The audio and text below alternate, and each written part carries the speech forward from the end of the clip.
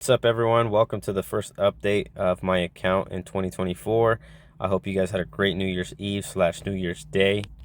I hope you all crush your 2024 financial goals, and hopefully these videos that you see are just a form of inspiration to stay invested.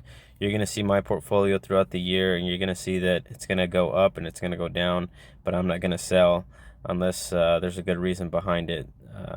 And I'll get into that a little bit later in the video. But last thing before I do, I just want to thank everyone who has subscribed.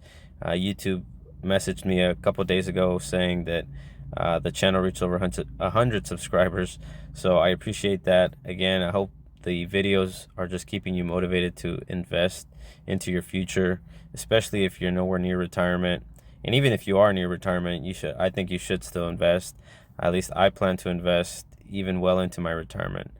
But hopefully you guys are staying motivated to do so in 2024. And if you haven't done so already, hopefully this is the year that you start.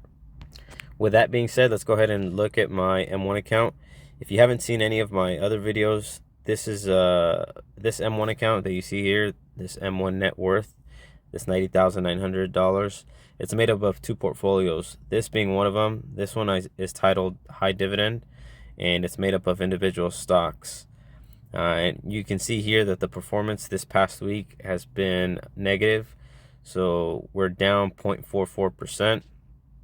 I'll just scroll down so you guys can kind of see what stocks I'm invested in. Again, don't invest in any of these just because I have them.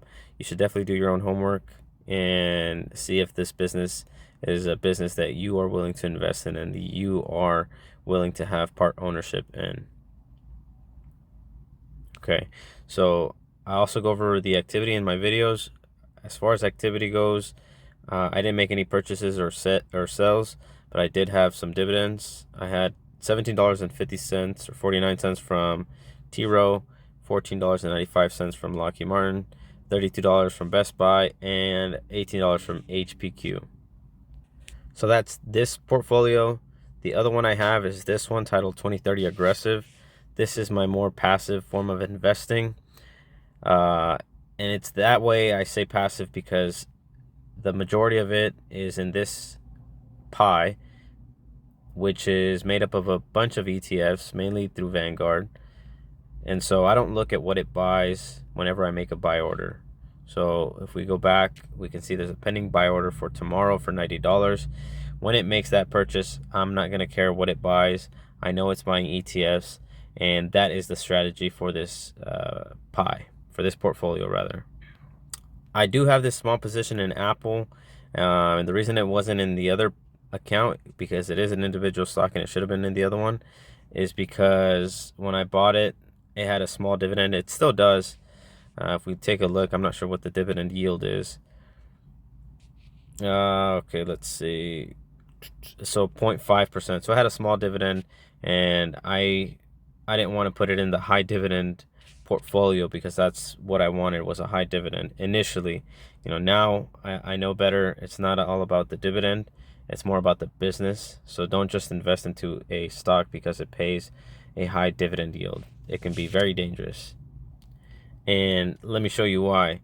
So if we go back to this high dividend portfolio, let's go to the business that actually I'm going to be losing some income from, and that's Walgreens.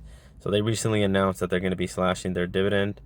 I don't remember by how much. Looks like this article says Walgreens reduced its dividend by 48%. Now, at first glance, you may think, hey, this sucks. I'm losing my dividend income. And you're right, it does suck that you are losing some dividend income.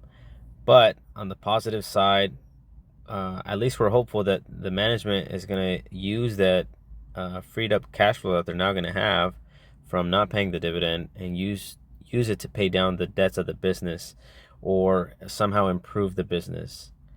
Now, I haven't read this article by The Motley Fool, which was posted 14 hours ago, but I'm sure if you read it, it'll talk about something like that. But this is why you shouldn't invest into a business solely for the dividend yield. I'm pretty sure the dividend yield is still probably fairly high on this company. Let's take a look at it. Yeah, so even with, I don't know if this dividend yield is updated or if it's the old one, but 7.49% is a really high dividend yield.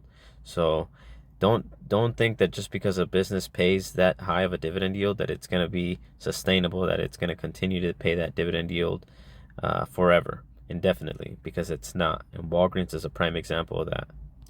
Well, that's all I got for you guys in this update. If you guys have any questions, feel free to leave them in the comments or shoot me an email.